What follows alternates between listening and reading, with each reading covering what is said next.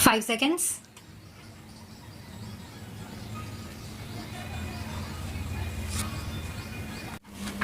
The debate on this new Constitution Amendment Bill or these provisions in this bill which is under consideration is now going on, but some people started objecting that there are certain basic changes in the Constitution.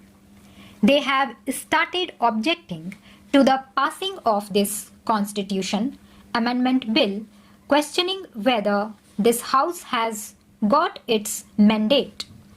Let us discuss it on the basis of these points which have been raised by some honorable friends.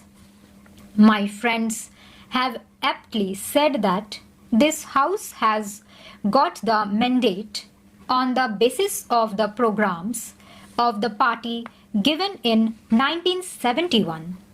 I do not want to refer to all that, but if in order to uphold the Constitution, in order to work within the framework of this Constitution, certain changes are made in order to give relief to the poorer sections.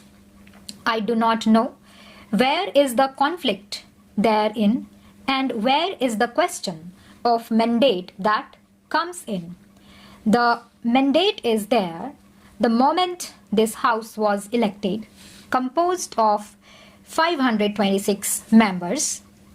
They have their bounden duty to secure for the society justice, social, economic, and political. This is envisaged under the bill. What are we going to do by this amending process? They said erosion of fundamental rights. The law minister and other members also explained that any laws passed in the furtherance of the directive principles, that is, Chapter 4 of the Constitution, should not be challenged on any of the grounds mentioned in Articles 14, 19, and 31. What are the things that are mentioned in the directive principles? The things are betterment of the society, welfare of the people, and in its totality, whatever is possible, that is to be done. I would like to add one word here.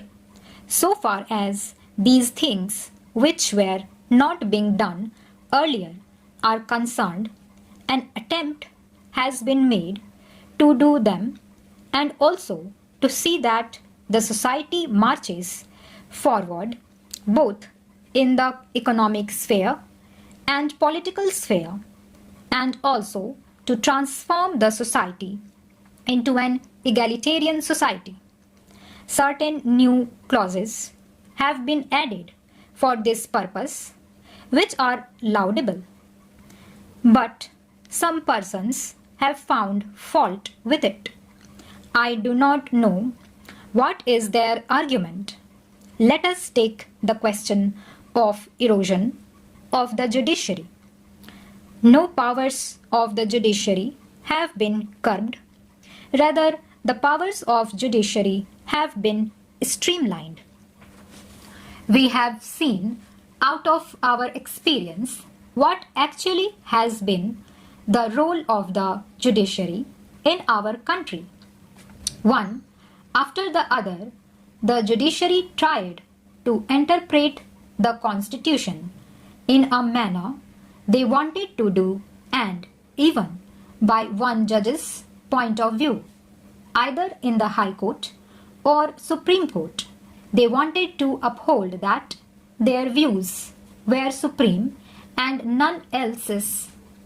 Though we are in this democratic process and we believe in democracy and adult franchise, yet this view of the representatives of the people in this house and in the other house are not supreme only, the judge's views are supreme.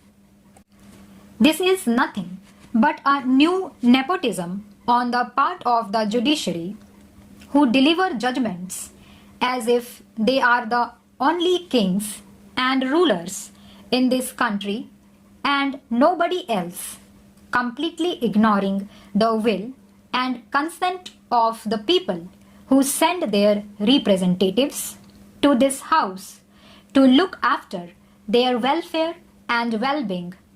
Therefore, the question of erosion of the judiciary does not hold any ground. I have gone through one of the articles published in the Indian Express some time before about fundamental duties. Particularly, they mention, and I say that the challenges follow the noble ideals that inspired our national struggle for freedom. Our national leaders took part in the national struggle, and they aptly have said that there are certain fundamental rights, and those rights, particularly referring to Article 14, 19 and 31, are somehow or the other being taken in view of the directive principles of the state policy of the Constitution. I do not know what is their actual viewpoint. If their viewpoint is to stick to the law, that is, the fundamental rights are fundamental rights, then those fundamental rights are for whom? Those fundamental rights are for the so-called higher strata of the society, for the so-called haves, and not for have-nots. What is their grievance? The poorer sections of the society, the vast multitudes of the country, do not consider that fundamental rights are embedded in the Constitution. They consider what their fundamental needs are. Their fundamental needs is that their hunger should be removed and their economic conditions readdressed. In view of these things, which one is to be given more weightage? The poorer sections, who are demanding better transformation of the society. The problems of the poorer sections are to be given more weightage. This position, in brief, seemed to have shocked many people. With this view, these articles or constitutional changes which are under consideration are welcome measures and ought to be framed. There is no doubt about it.